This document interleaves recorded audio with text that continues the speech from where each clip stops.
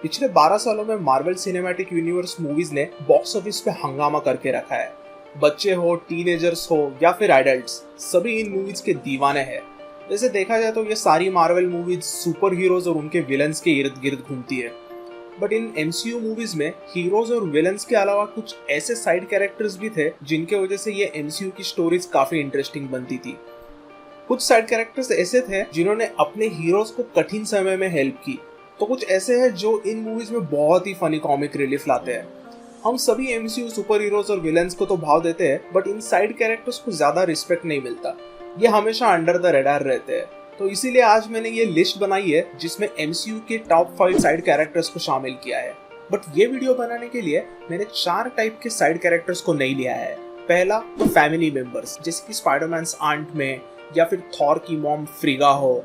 वैसे तो ये सभी साइड कैरेक्टर्स हुए, बट ये अपने हीरोज की फैमिली है और सारे मूवीज में वैसे काफी इंपॉर्टेंट रोल्स निभाते हैं। दूसरा, वैग्स ऑफ सुपर हीरोज, यानी कि wifes and girlfriends of super heroes. For example Pepper Potts या फिर थॉर की गर्लफ्रेंड जेन फॉस्टर।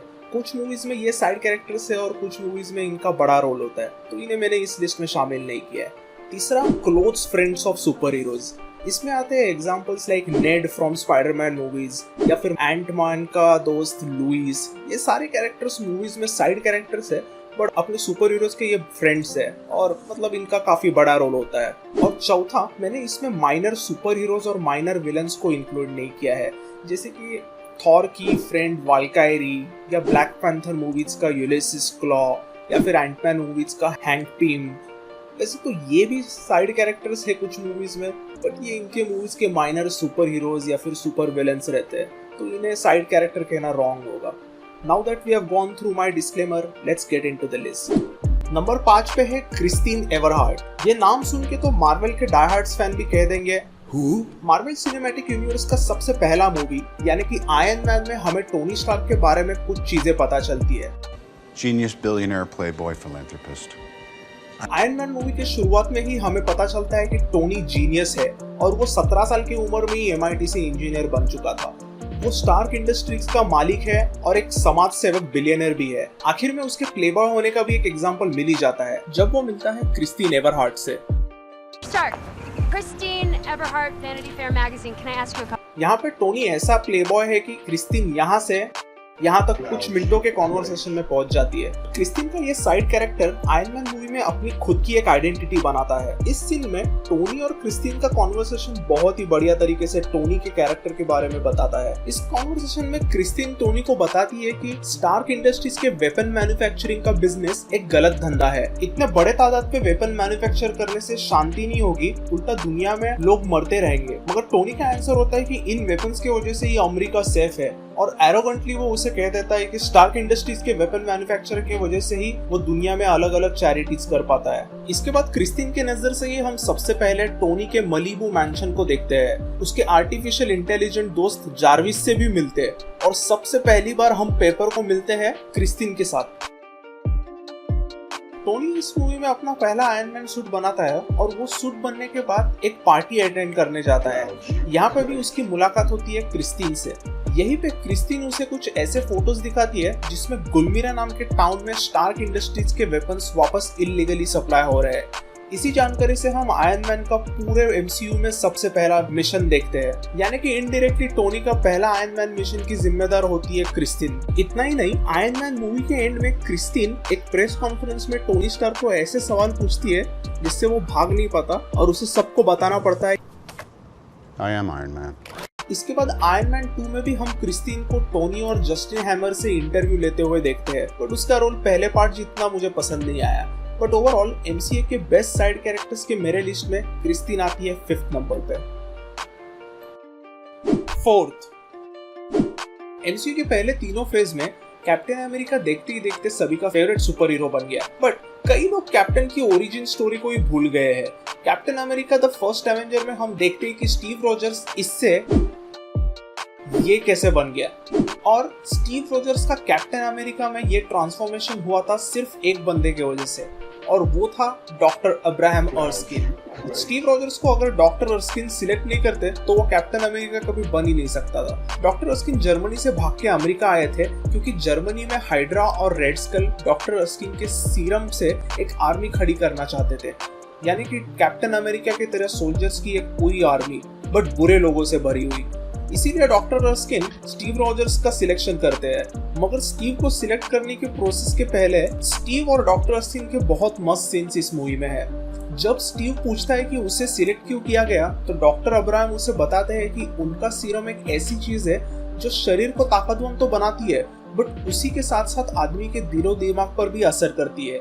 ये सीरम बुरे आदमी को और बुरा बनाती है बट एक अच्छे आदमी को और अच्छा बनाती है। इसीलिए हम देखते हैं कि कैप्टन अमेरिका इतना सच्चाई का पुजारी क्यों है। कैप्टन अमेरिका के एक्सपेरिमेंट के दौरान एक हाइड्रा एजेंट कैप्टन अमेरिका और अलग एजेंट्स पे अटैक करता है ताकि वो डॉक्टर अर्स्किन का सीरम चुरा सके। यहीं पे डॉक्टर अर्स्किन की मौत भी हो जाती है।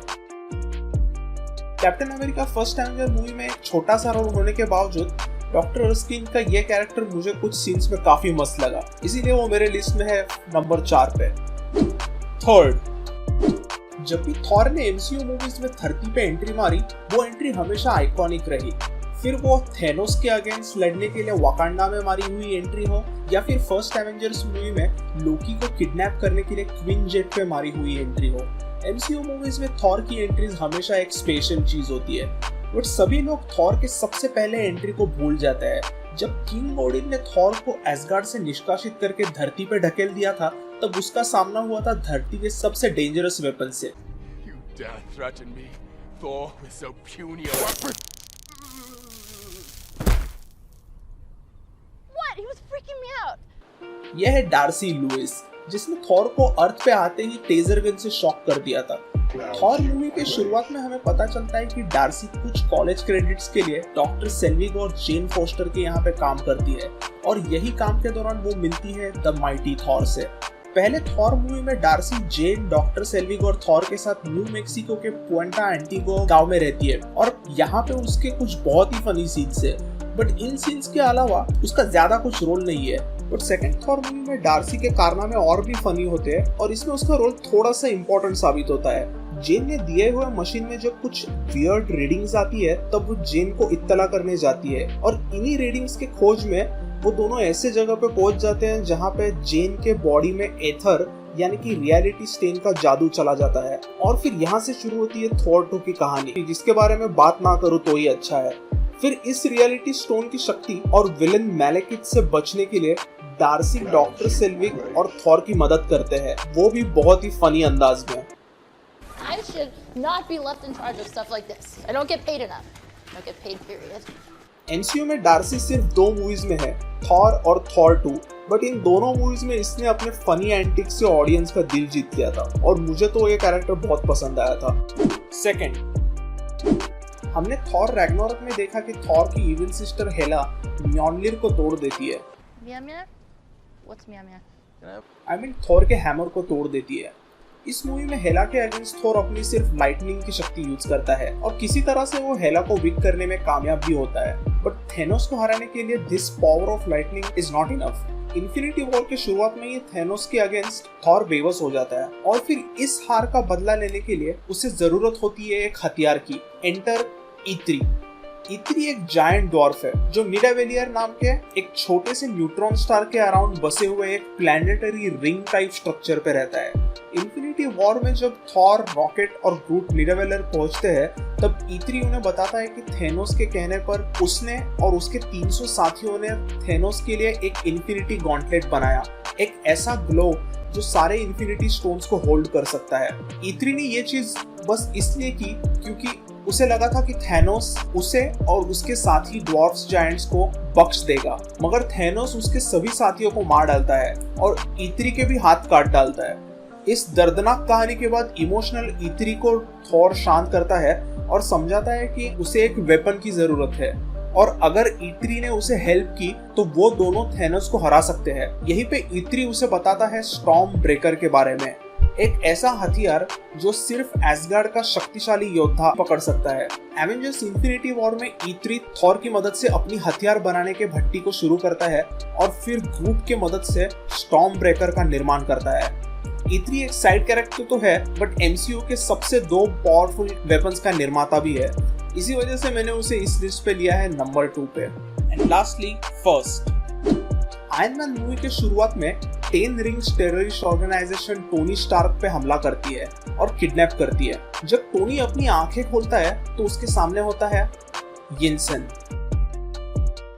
टोनी के छाती में बॉम्ब की शार्पनेस ना घुसे इसलिए यिनसेन टोनी के छाती पे एक इलेक्ट्रोमैग्नेटिक लगाता है जो एक कार बैटरी से चलता है। इसी की वजह से टोनी जिंदा रह पाता है। 10 रिंग्स के आतंकवादी टोनी को बताते हैं कि उसे उन्होंने इसलिए किडनैप किया है क्योंकि वो चाहते हैं कि टोनी उनके लिए जेरिको मिसाइल बनाए। टोनी जब उनके यहाँ स्टार्क इंडस्ट्रीज के वेपन देखता है तो उसे बहुत दुख होता है और वो डिसाइड करता है कि वो वहाँ पे एक आर्मर बनाएगा। ये आर्मर बनाने में सबसे ज्यादा मदद करता है यिनसेन। यिनसेन टोनी का ये पहला आयरन मैन सूट बनाने में काफी मदद करता है। मुझे टोनी और यिनसेन का इस केव में एक कॉन्वर्सेशन बहुत पसंद आया था जिसमें यिनसेन टोनी को पूछता है टोनी के फैमिली के बारे में। इसके जवाब में टोनी कहता है कि उसकी तो कोई फैमिली ही नहीं है। तो उसे यिनसेन पूछता है, अच्छा तो तुम ऐसे इंसान हो जिसके पास सब कुछ है बट कुछ भी नहीं है। ये सुन के तो टोनी भी इमोशनल हो जाता है और इसके साथ साथ हम सब ऑडियंस भी। इसी वजह से जब टोनी USA आता है तब पेपर और हैप्पी को रिस्पेक्टफुली एक फैमिली की तरह ट्रीट करने लगता है। केव में जब आतंकवादी हमला कर देते हैं तब टोनी का सूट पूरी तरह से फंक्शनल नहीं होता। टोनी को और थोड़ा टाइम चाहिए था। यिनसेन ने 1 सेकंड भी वक्त जाया नहीं किया और वो गन लेके आतंकवादियों पे टूट पड़ा। इसी वजह से टोनी को 5-10 मिनट और मिलते हैं और उसका सूट पूरी तरीके से चालू होता है। इस मूवी के शुरुआत में पहले तो यिनसेन टोनी की जान बचाता है बट इस बार वो आयरन मैन के लिए अपनी कुर्बानी दे देता है और मरते मरते वो टोनी को बताता है, Don't waste your life. इसके बाद टोनी पूरी तरह से बदल जाता है। यिनसेन एक ऐसा साइड कैरेक्टर है जिसके वजह से ही अपने सुपर हीरो की जिंदगी को एक नया रास्ता मिलता है। इस मूवी के बाद यिनसेन आयरन मैन 3 मूवी में भी एक कैमियो में नजर आता है जिसमें वो 19 ईयर ओल्ड टोनी स्टार्क से एक पार्टी में मिलता है। तो ये था यिनसेन, MCU का मेरा सबसे फेवरेट साइड कैरेक्टर, क्योंकि अगर वो नहीं होता तो ना टोनी बच पाता, ना आयरन मैन होता और ना ही मार्वल सिनेमैटिक यूनिवर्स होता। Thanks for watching the video. अगर आपको ये वीडियो पसंद आया तो प्लीज लाइक एंड सब्सक्राइब और मुझे बताएं कि आपका फेवरेट MCU साइड कैरेक्टर कौन है। मैं हूँ केदार और आप देख रहे हैं the pop culture Pandit. I'll see you all in the next video. तब तक के लिए keep smiling and stay safe.